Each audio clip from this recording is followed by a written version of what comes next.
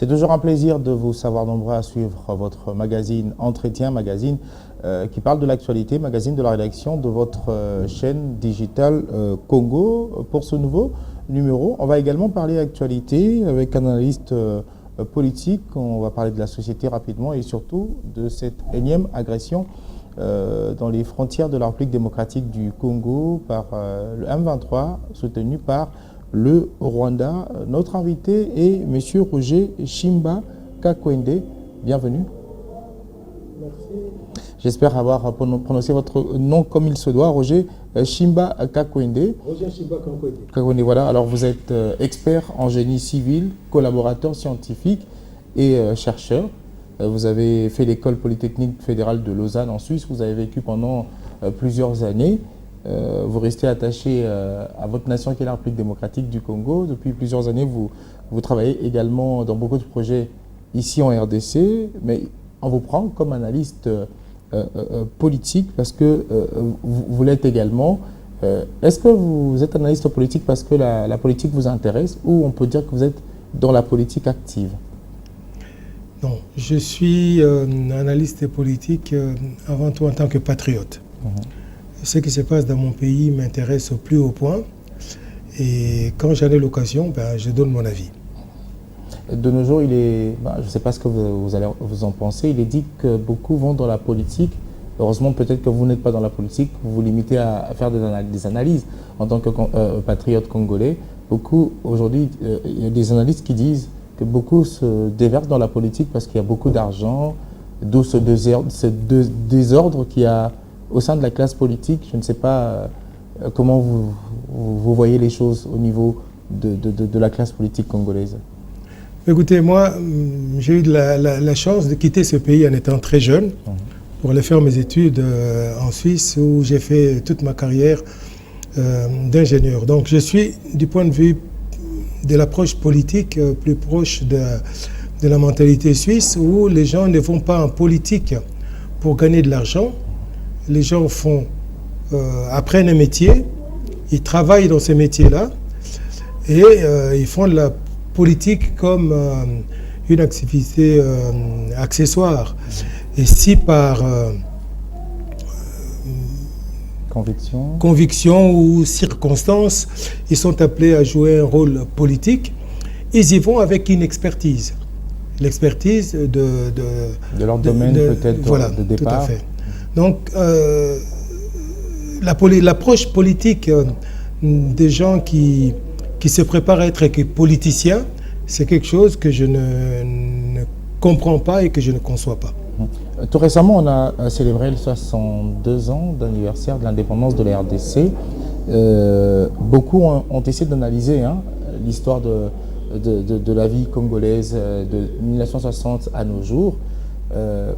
À l'occasion de cet anniversaire d'indépendance, comment évaluez-vous les choses, la responsabilité congolaise après l'indépendance? Certains disent on l'a eu avant, trop tôt, mais comment jugez-vous la responsabilité congolaise? Parce qu'on doit le dire, au-delà de ce qu'il peut y avoir ou de ce qu'il y a eu comme dictat ou ingérence, ce sont les Congolais qui ont géré le pays. En 62 ans d'indépendance, pensez-vous qu'on a atteint le niveau qu'il fallait ou on est extrêmement en retard? On n'est jamais en avance ni en retard si on sait exactement ce qu'il faut faire. Et ce pays a été dynamité dès le lendemain de l'indépendance.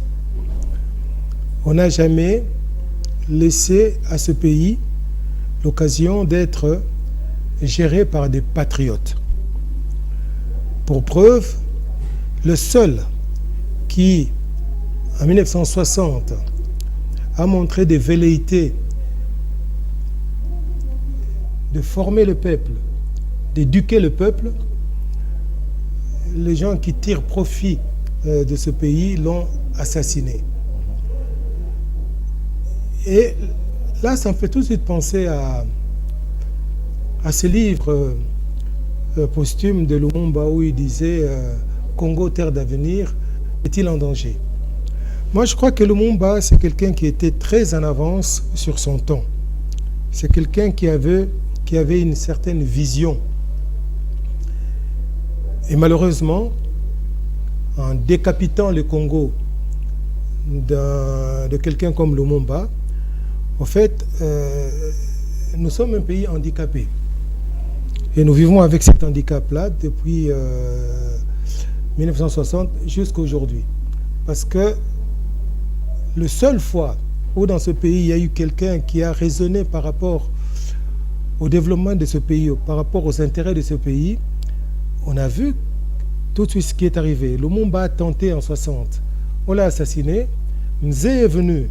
On peut parler comment Mzee est venu, mais le simple fait que Mzee avait un discours qui était proche de celui de Lumumba, il a été de nouveau assassiné. Et s'ils n'ont pas réussi à assassiner Joseph Kabila dans les dernières années de son pouvoir, ben, c'est parce que c'est quelqu'un qui a la chance de ne faire confiance en personne. Il n'a pas commis la même bêtise que son papa. S'il avait la bêtise, s'il était comme un quinoa, quelqu'un qui va trimballer partout avec tout le monde, on l'aurait aussi assassiné parce qu'il commençait à nous dire, il commençait à nous enseigner que le pays était à nous et que c'était à nous de gérer ces pays-là. Aujourd'hui, est-ce que vous pensez qu'en 62 ans d'indépendance, au fur et à mesure qu'on évolue, la société congolaise se détériore un peu? Je parle notamment de la mentalité congolaise, avec tout ce qui se passe aujourd'hui, prolifération des bars, les jeunes sont plus dans les bars, les jeunes ne sont pas trop dans les bibliothèques, phénomène ouéwa, les taximens qui conduisent n'importe comment. Un peuple est avant tout une culture. Nous sommes dans une culture de jouissance. Nous sommes dans un pays où, quand moi j'étais enfant, autant que je me rappelle, hein, l'homme qu'on respectait le plus était le maître d'école. Ça, c'est juste pour qu'on comprenne le cheminement qui a fait que culturellement, nous sommes partis d'une société qui avait un certain nombre de valeurs, et des valeurs qui pouvaient nous permettre d'évoluer dans le bon sens pour arriver aujourd'hui à un maître d'école qui est un mendiant. Nous, quand on était enfants, quand un maître d'école, quand votre maître rentrait dans votre rue, aucun enfant restait dans la rue. Tout le monde ne voulait pas que le maître puisse le voir. Ben, aujourd'hui, le maître est tellement, comment dire, appauvri que quand il passe dans votre rue, les enfants veulent vraiment que les parents reçoivent le maître pour lui donner... cette évolution-là, c'est vrai, ça passe comme une boutade comme ça, mais ça montre bien que culturellement, nous avons perdu en termes de valeurs. Nous sommes dans un pays où il est plus facile, comme vous dites, de trouver quelqu'un qui investit dans un bar que quelqu'un qui va investir dans une activité autre qu'un bar, parce que il veut gagner un peu d'argent. Et le seul endroit où les gens vont facilement... De lundi à lundi. Voilà. C'est le... Mais c'est aussi un leurre.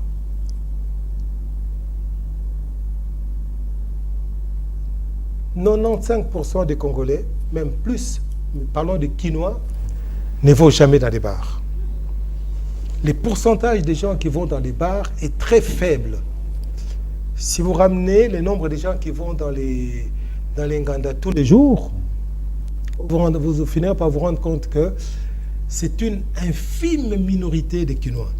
Donc cet exemple-là, il est à la fois malheureux, mais il est aussi trompeur. Parce qu'en définitive, si 5% des Quinois allaient dans les bars, mettez 5% des 10 millions, et je crois qu'il n'y aura pas assez de bars. Alors, est-ce que, bon, vous avez quand même reconnu qu'il y a une petite détérioration? Non, pas une petite. Une grande. Ah oui, bien sûr. Est-ce que ce n'est pas ça qui qui nous met un peu, ou qui fait de nous je dirais pas, peut-être la marionnette, ou une distraction qui pousse notamment ceux qui sont en dehors de la RDC, nos voisins, à vouloir jouer de nous. Je voudrais ici arriver à ce qui se passe dans l'Est de la République démocratique du Congo. Écoutez, pour être respecté, il faut être respectable.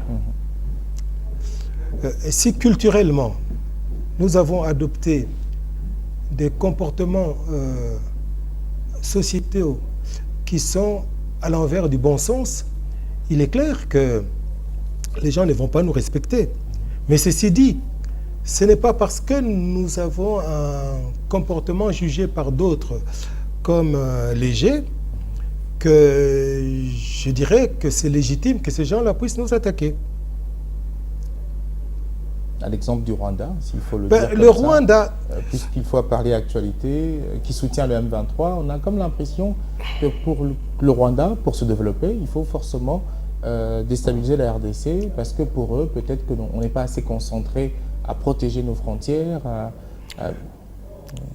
Moi, je crois que quand on parle du Rwanda, on circonscrit un peu l'affaire dans quelque chose de beaucoup plus petit. Au préalable, je dirais qu'il n'y a pas un seul pays au monde. Je dis pas en Afrique, hein. Je dis il n'y a pas un seul pays au monde qui a intérêt de voir le Congo jouer le rôle naturel qui est le sien de puissance continentale. Et si je dis aucun pays au monde, encore moins nos propres voisins. Et pourquoi ça dérangerait les voisins ou les autres nations? À tort, parce qu'ils croient qu'avec un Congo puissant, ils seront écrasés.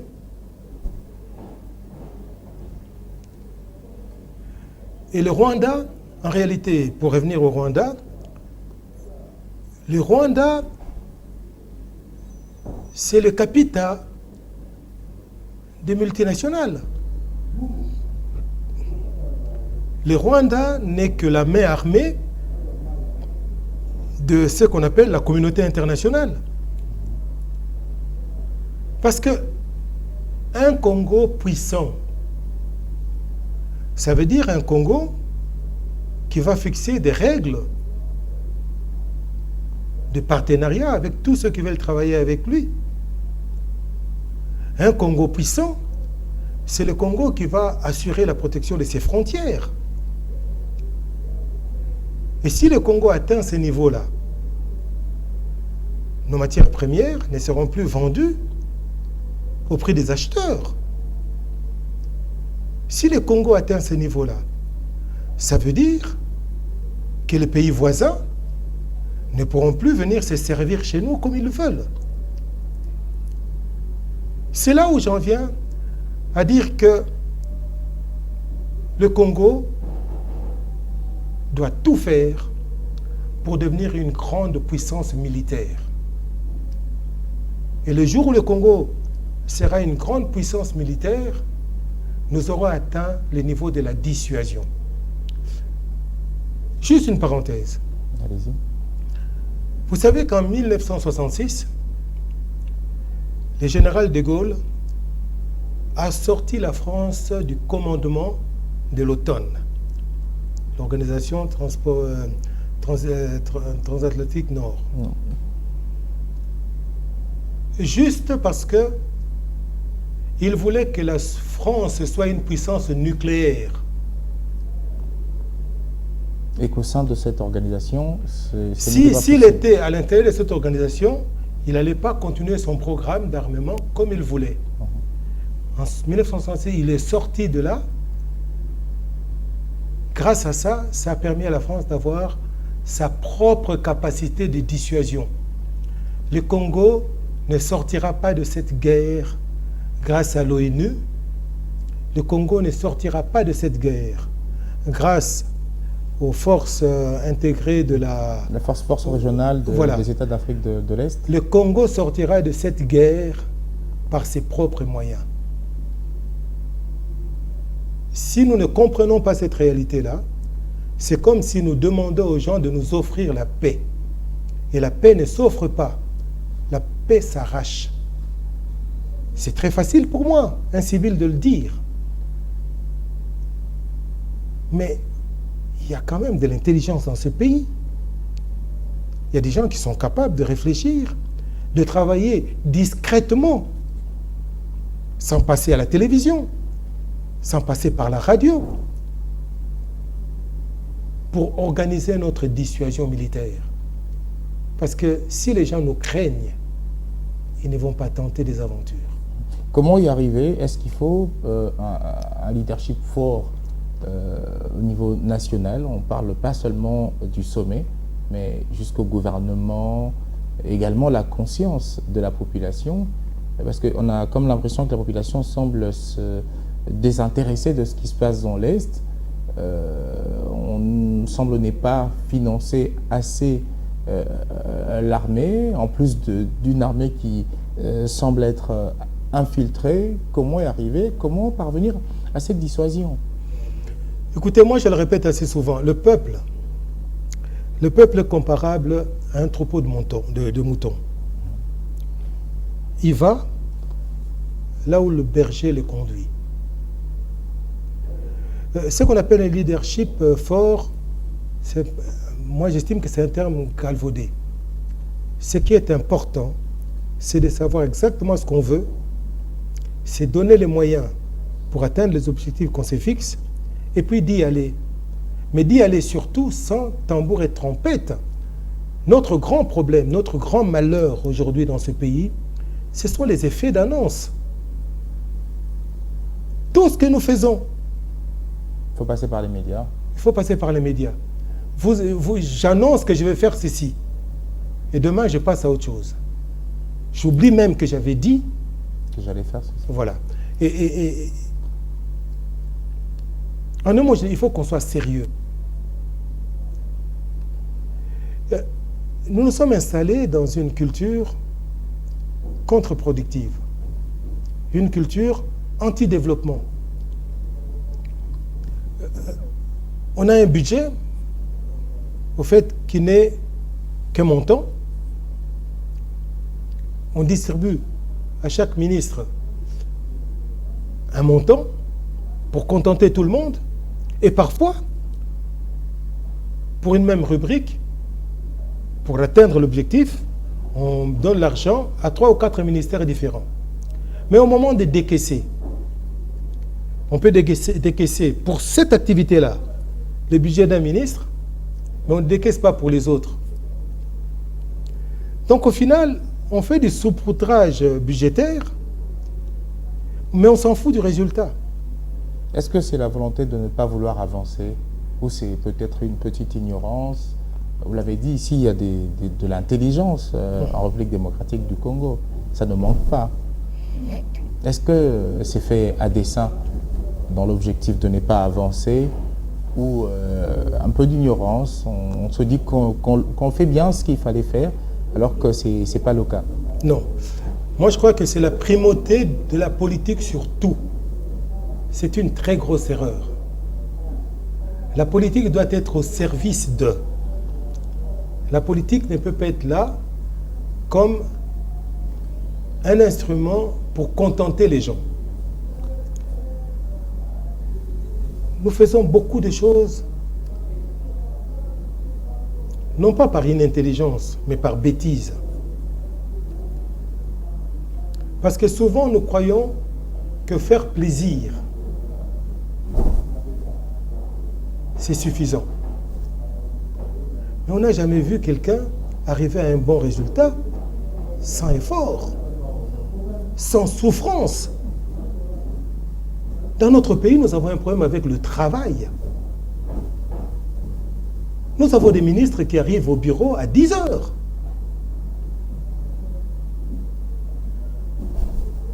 Un pays comme le Congo ne peut pas se développer si nous ne passons pas 15 heures au travail. Mais il est tout à fait normal dans ce pays de rassembler dans une salle en attendant une autorité toutes les autorités de ce pays dans une salle pour une séance qui va commencer, prétendue commencer à 10 heures. La vedette du jour viendra à 14 heures. Et vous finirez à 18 heures. Vous prenez toute la République réunie dans une salle. Et si vous ramenez ça au salaire que chacun touche par jour, vous vous rendez compte que chaque fois qu'il y a une grande manifestation dans ce pays, nous jetons à la fenêtre de centaines de milliers de francs.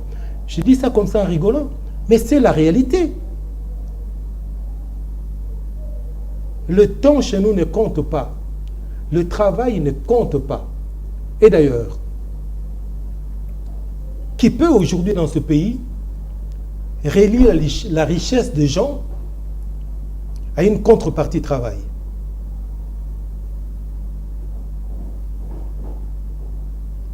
Qui? Il y a donc un sérieux problème de mentalité si on doit... Culture. Culture. Ça dépasse c'est au niveau de la culture. Il y a un changement de culture qui s'impose. Oui. Nous passons notre temps à combattre des hommes au lieu de combattre une culture. Moi, je vais vous dire quelque chose, et souvent je le dis pour faire comprendre aux gens. Aujourd'hui, le hasard a fait que vous êtes là en train de m'interviewer. Demain matin, vous écoutez à la radio, M. Kankwende est nommé ministre. Sans me parler à moi, vous-même avec votre femme à la maison, vous dites Maman Bisoto Bongi, Papa Yambaki Elobi. C'est ça qu'on appelle la culture. C'est-à-dire qu'on est contre ce que les gens font. Mais en réalité, nous sommes comme eux. Parce que le jour où moi je suis en position de profiter, je vais en profiter. Et c'est ça. Nous devons lutter contre ça. C'est pour ça que c'est une guerre avant tout contre nous-mêmes. Si nous ne luttons pas sur le mal qui est en nous-mêmes, nous n'allons pas développer ce pays. Et les gens qui ont atteint mon âge, ils se posent vraiment des questions. Quels sont les legs? Parce que moi, quand j'étais enfant, ce pays avait une direction. Et maintenant, à la fin de ma vie, je me rends compte que nous avons tout faux, nous avons mal fait. Qu'est-ce que nous allons laisser à nos enfants? L'argent? Mais quand on est riche tout seul, on vit en danger.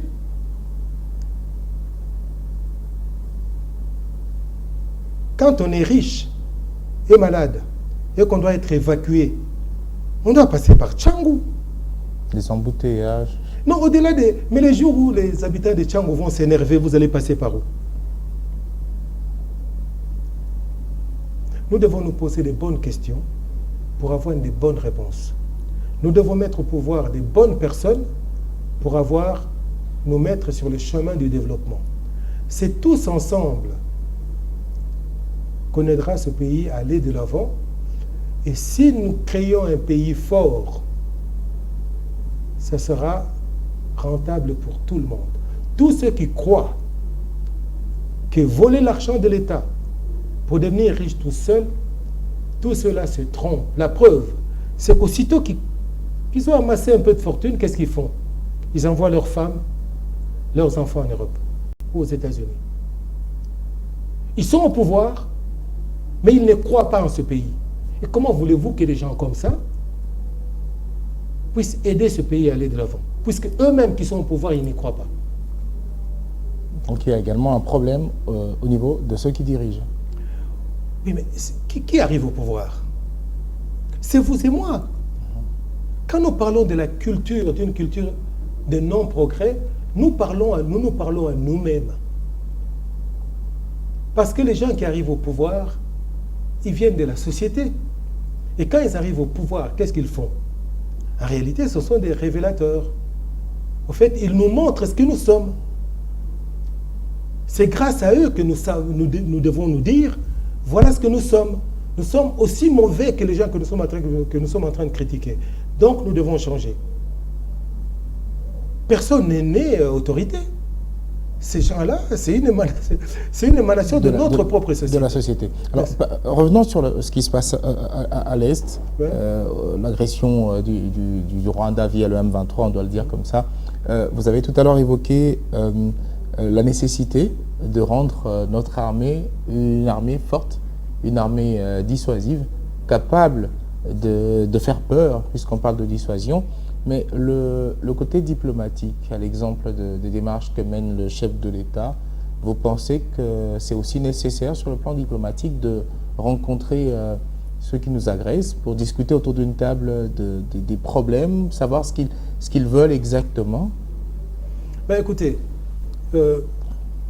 premièrement, moi je considère la diplomatie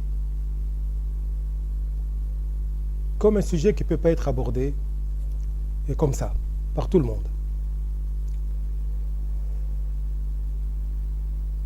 Les diplomates fonctionnent selon les mêmes règles que les barbouzes, les services secrets. L'efficacité de leur travail, c'est dans la discrétion. La diplomatie ne s'arrête jamais, mais on ne la voit pas non plus. C'est la raison pour laquelle, quand certains faits sont présentés comme un fait diplomatique, dès l'instant où ça devient public, c'est plus diplomatique. Donc, tant qu'on ne comprendra pas que l'efficacité de la diplomatie tient essentiellement à la discrétion, on passera toujours à côté. On passera toujours à côté.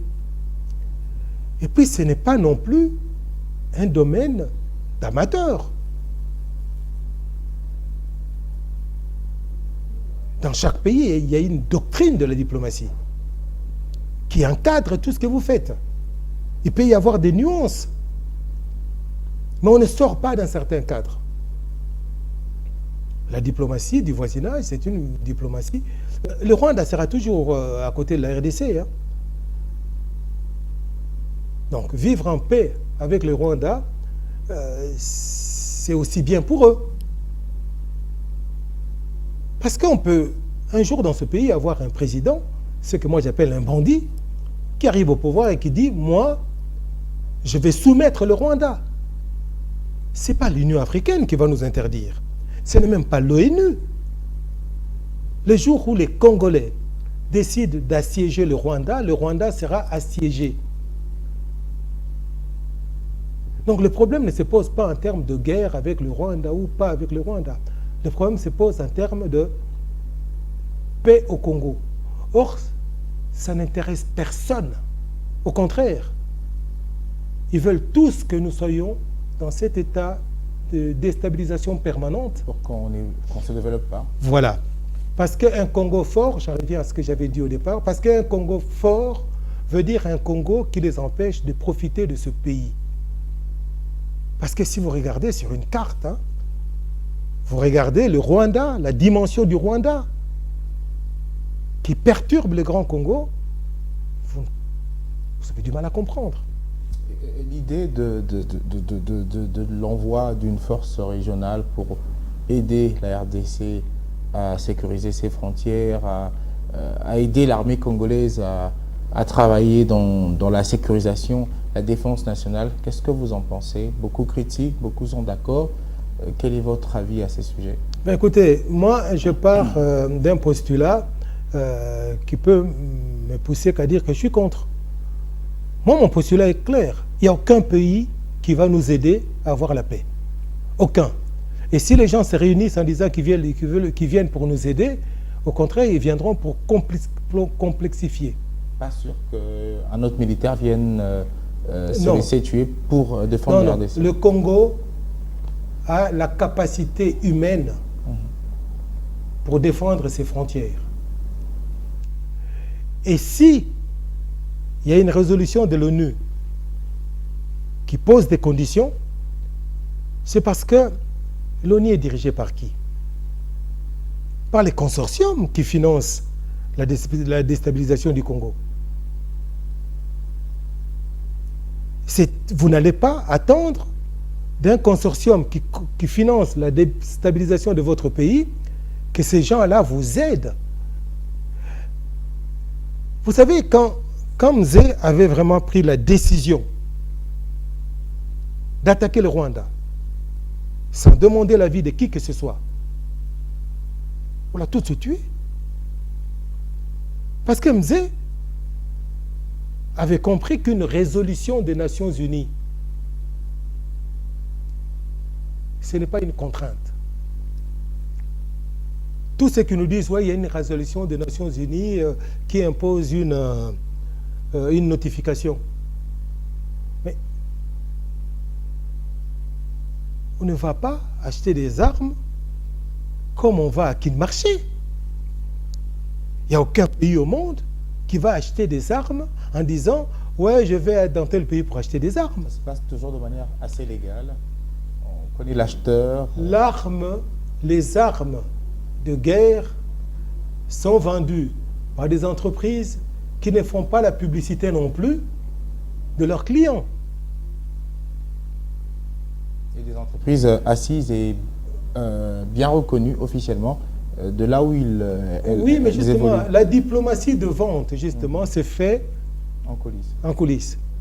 Vous savez, pour revenir à cette histoire de résolution, vous savez que dans ce pays, il y a déjà eu une résolution, pour ne citer que cette résolution-là, où Mzee avait dit non. Il y a eu un événement ici en Mbandaka, il y a eu une résolution de l'ONU, l'ONU devait envoyer des gens pour aller enquêter à Mbandaka. Mzee a dit non. Il y a une résolution pour la guerre entre l'Israël et les pays arabes. L'Israël n'a jamais respecté. Et l'ONU n'a pas attaqué l'Israël. Donc il faut qu'on arrête avec ces discours selon lesquels le Congo est sous embargo. L'ONU a le droit de faire ses résolutions. Le Congo a le droit de défendre ses territoires, ses frontières. Et ce n'est pas l'ONU qui va nous interdire, si nous décidons aujourd'hui de faire la guerre avec le Rwanda en utilisant que des machettes, on peut en fabriquer nous-mêmes. Mais il est dit que le pays n'est pas sous embargo, seulement il y a des papiers à signer, un processus pour se rassurer que ces armes n'iront pas vers les groupes armés. Mais ça, c'est encore de la bêtise, ça. C'est que ces gens-là nous considèrent encore comme des enfants à qui ils peuvent... et les armes qui sont utilisées par les bandits à Marseille, à New York... c'est les armes, ça vient d'où? Non. Comme disait Marché, ils peuvent faire ce qu'ils veulent, nous on va faire ce qu'on veut. Les frontières du Congo seront défendues par les Congolais. Pas de force régionale Non, par des Congolais. Qu'ils nous laissent nous défendre, sans aucune condition. Parce que pour nous attaquer, ils n'ont pas interdit à ces gens-là de nous attaquer.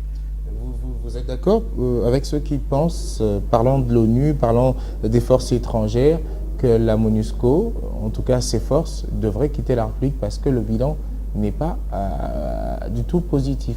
Non, le problème c'est qu'il n'y a pas un seul pays au monde où l'ONU a ramené la paix. Je dis bien, il n'y a pas un seul pays au monde. Alors, le miracle viendrait de quoi au Congo? Nulle part, ils ont réussi. L'ONU n'a réussi nulle part. Aujourd'hui, comme disent les Congolais, ils ont les gablons à Bango. Ils en tirent profit. Donc il est temps de mettre fin à cette mission. Est-ce qu'après, ça ne va pas créer des problèmes parce que certains reconnaissent que l'ONU, la MONUSCO nous a quand même aidé à mettre un peu de l'ordre d'une certaine manière. L'ordre dans quoi? Dans la dissuasion notamment. Mais quelle dissuasion? Depuis 1997, on a toujours été attaqué sur le flanc est de notre pays. Toujours. Quand le président Kabila avait demandé, je crois en 2000, nous sommes en 2016 ou 2015, hein, du haut des tribunes des Nations Unies, il avait demandé à ce que la MONUSCO parte, en remerciant pour ce qu'ils avaient fait. Si à l'époque,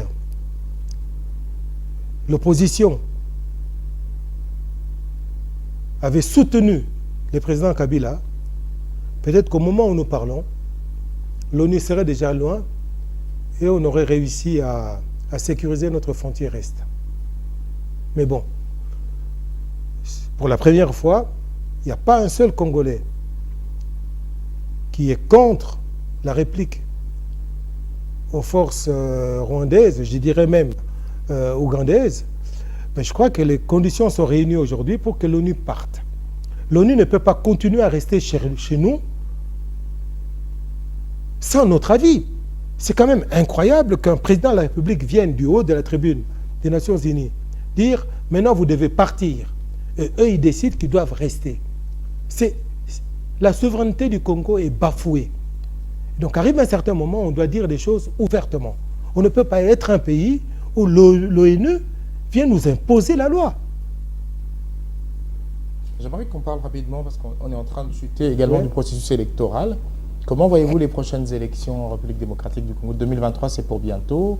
On se rappellera comment il y a eu des tractations pour la désignation du nouveau président de la CENI. Au niveau des confessions religieuses, la mésentente entre le groupe de 8 avec ECC et les catholiques qui se détachent, tout ça. Comment voyez-vous le processus électoral? Parce qu'il faut qu'il y ait continuité du respect du délai constitutionnel et que surtout que les élections se déroulent dans la quiétude. Écoutez, moi, je dirais ceci. Quand on voit le cursus de l'actuel président de la CENI, M. Kadima, je dirais je lui fais confiance. Lui qui a fait toute sa carrière dans ce domaine-là, en dehors du Congo, j'espère juste qu'il ne va pas détruire sa réputation en n'assumant pas cette tâche-là dans l'intérêt de la population. Mais ceci dit, nous sommes en politique. Si on le contraint à faire ce qu'il ne voudra pas, j'espère qu'il va démissionner. Vous pensez qu'à l'étape actuelle, qu'il y en a encore qui ne sont pas pour le maintien de Denis Kadima? Est-ce qu'il faut réfléchir autrement, le faire comme vous, lui faire confiance et avancer? Parce que s'il faut répartir à zéro en ce moment, on n'aura pas les élections en 2023. Non. Le calendrier arrive à un certain moment, vous faites avec ce que vous avez. Revenir sur les débats sur le président de la CENI, c'est rendre impossible les élections en 2023. C'est tout ce que je peux dire. Et vous pensez qu'il faut mieux organiser les élections, que ça soit mauvaise ou pas, que de ne pas organiser? Est-ce que vous êtes... Non, moi je pars du principe que la CENI est là. Elle est censée avoir tout planifié. Oui. Vous savez, aucun homme décide de rentrer dans l'histoire. L'histoire s'impose aux gens. Si M. Kadima travaille dans l'intérêt de la population congolaise, il va rentrer dans l'histoire. C'est plus important que des millions qu'il peut gagner. Aujourd'hui, nous, Congolais, nous ne pouvons que lui faire confiance. Parce que revenir sur l'élection du président de la CENI, c'est accepter que les élections ne se tiennent pas en 2023. Est-ce que nous sommes prêts à ce que les élections ne se passent pas en 2023? Je pense que non. Donc on fera avec. Les élections, ça vous intéresse? Mais ça intéresse tout le monde. Le respect du cycle électoral, c'est important. Oui. Postuler, c'est là où je suis au fait. Est-ce que ça, pourquoi? Est-ce que vous serez candidat? Candidat président de la République? Bon, peu importe le niveau, parce que souvent les analystes politiques, ceux qui se disent patriotes ont une vision pour le pays comme vous voulez le changement, vous voulez le bien faire, mais est-ce que vous allez rester à apporter votre expertise ou vos analyses de l'extérieur, ou ça vous intéresserait de siéger dans l'une des chambres parlementaires au niveau national? Non, au niveau national, j'estime que là où on a le plus d'apport à avoir dans un pays normal, c'est plutôt au niveau communal. La politique de proximité, là où les gens vivent. Si dans chaque commune, dans chaque district de ce pays, les gens vivent bien, ça va se réjaillir au niveau national. Or, la majorité des Congolais aiment être à la tête. Ce n'est pas pour le bien-être de la population. D'où, contrairement à 2018, il faut cette fois-ci aller jusqu'au municipal. Il faut commencer par ça. Il faut commencer par ça. Il faut commencer par les fondations pour que l'édifice tienne. Nous faisons les choses toujours à l'envers. Il n'est pas normal dans un pays que quelqu'un, on fait des élections, quelqu'un à la fois, candidat au Sénat, au Sénat, ce n'est pas normal. Donc, le même jour, quelqu'un est élu à la fois député national et député provincial. Et qu'est-ce qu'il fait? Il y en a un qui arrive. Il met son fils d'huissier provincial, lui-même. Il devient sénateur et il met sa femme à l'Assemblée nationale.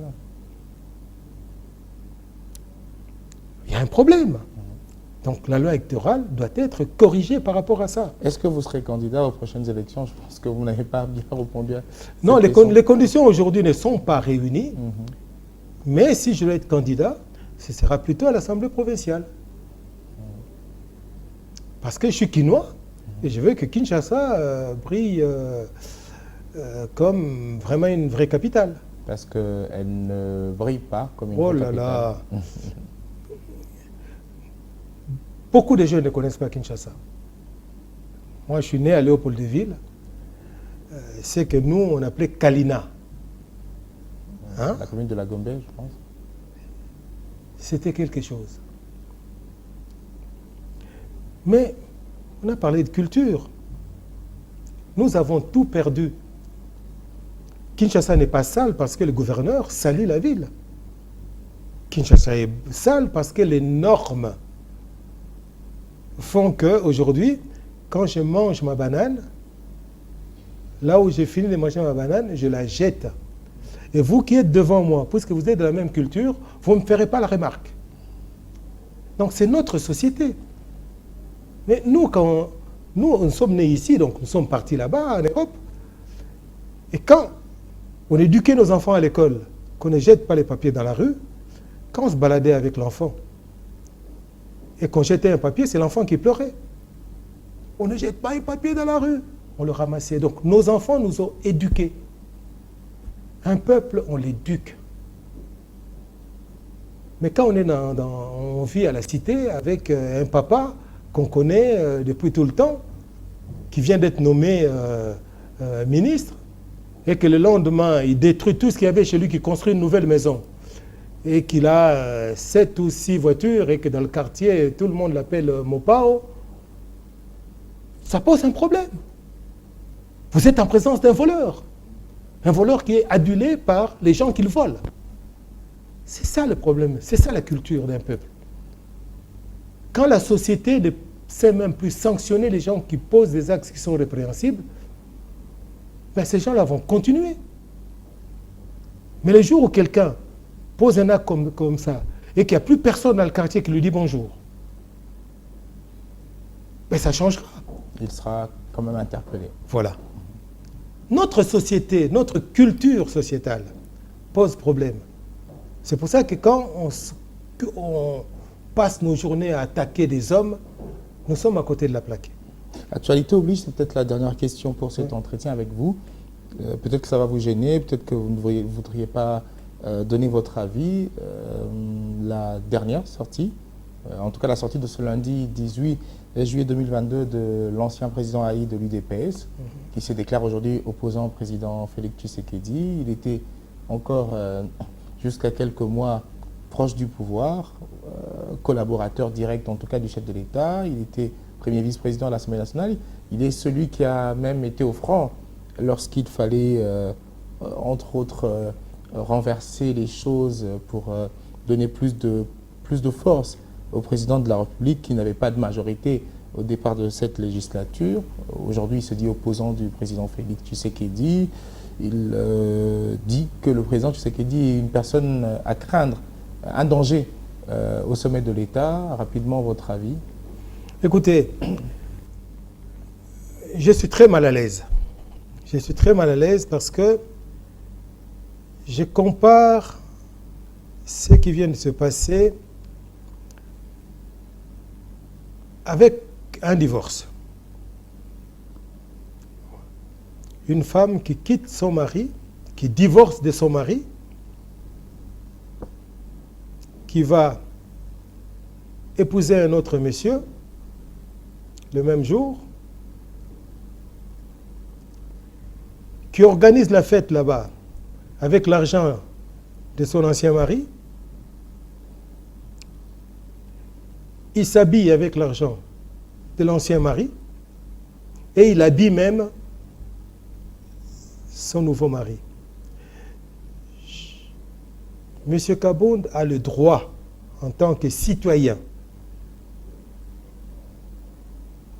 de se déterminer politiquement et de s'opposer au président de la République. Mais il y a quand même une certaine décence. Il y a des choses qu'on ne fait pas tout de suite. Il aurait été, si c'était moi, nécessaire de laisser un temps. Parce que Félix Tshisekedi ne peut pas devenir le diable par rapport à Kabound du jour au lendemain. Donc la question qu'on devrait poser à Kabound, donc pendant tout ce temps, vous avez servi un diable.